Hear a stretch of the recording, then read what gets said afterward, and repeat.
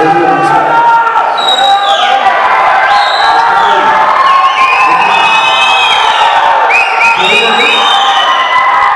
Trailer ತುಂಬಾ ಅದ್ಭುತವಾಗಿದೆ.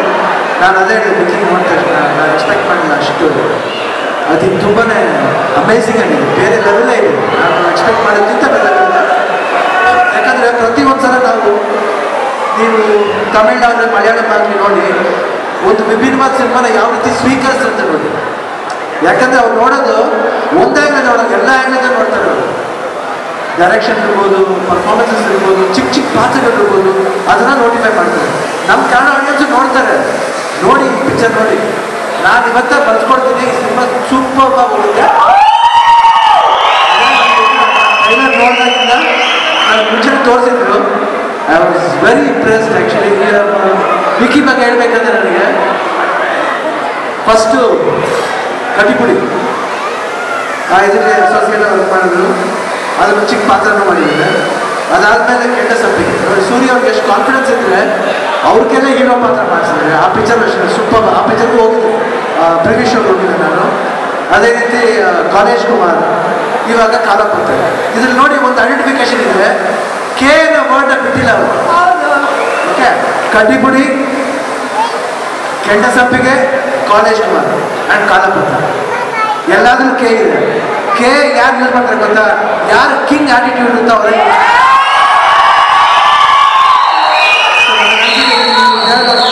Very ಅದರಲ್ಲಿ ನಾಗಭಾಗ ಅವ್ರು ನೋಡಿ ಭಾಳ ಖುಷಿ ಆಯಿತು.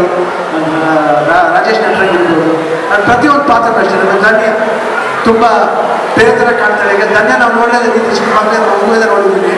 ಆ ಮಗುವಿಂದ ನೋಡ್ಬೇಕಾದ್ರೆ ಇವತ್ತು ಇಷ್ಟು ಬಟ್ಟೆ ಯಾಕೆ ಮಾಡ್ತಾರೆ ಅಂದರೆ ಭಾಳ ಹೆಮ್ಮೆ ಅನಿಸುತ್ತೆ. ಆಮೇಲೆ ಪೂರ್ಣಿನ ವಿಷಯ ಒಂದು ಹೇಳಿದ್ರು ವಿಕಿ, ಇದರ ಭಾಳ ಥ್ಯಾಂಕ್ಸ್. ನೀವು ಎಷ್ಟು ಚೆನ್ನಾಗಿ ಪ್ರೊಡ್ಯೂಸರ್ನು ಇಡೀ ಟೀಮ್ನ ಹ್ಯಾಂಡಲ್ ಮಾಡುವಂಥ ಯಾರು ಬರಲ್ಲ ಅವರು.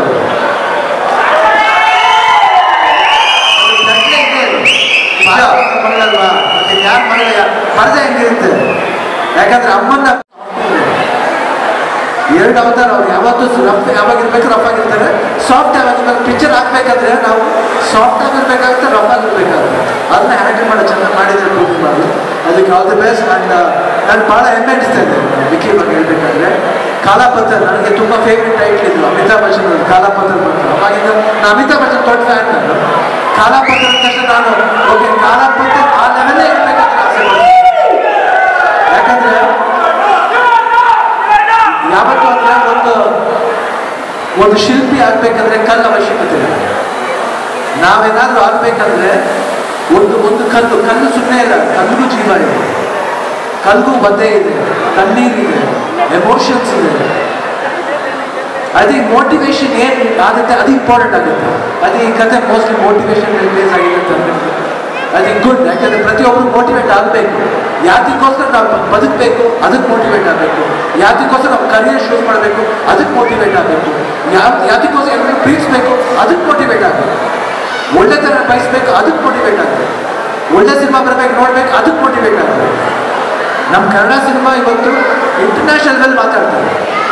ಹಂಗಿರ್ಬೇಕಾದ್ರೆ ಎಲ್ಲ ಸಿನಿಮಾಗಳನ್ನ ಹೋಗಿ ನೋಡಿ, ಖಂಡಿತ ಏನಾದರೂ ಒಂದು ಒಳ್ಳೆ ಅಂಶ ಇರ್ತಾ ಆ ಒಳ್ಳೆ ಅಂಶನ ನೀವು ಸ್ಪ್ರೆಡ್ ಮಾಡಿ. ಅಂಶ ಸ್ಪ್ರೆಡ್ ಮಾಡಿದಾಗ ಕನ್ನಡ ಭಾಷೆ ಇಂಪ್ರೂವ್ ಆಗುತ್ತೆ. ಇವತ್ತು ಆಲ್ರೆಡಿ ಇಂಪ್ರೂವ್ ಆಗ್ತಾ ಇದೆ. ಚಿಕ್ಕ ಸಿನಿಮಾಗಂತ ಅನ್ಕೋಬಾರ್ದು, ಎಲ್ಲ ಸಿನಿಮಾನೇ ಚಿಕ್ಕದಾಗಿದ್ದು big budget small budget no, it's a film ಅಷ್ಟೇ. It's a film. ದುಡ್ಡು ಹಾಕ್ಬಿಟ್ಟು 1,000 ಕೋಟಿ ಹಾಕ್ಬಿಟ್ಟಿರೋ ಸಿನಿಮಾನ ಇಲ್ಲ.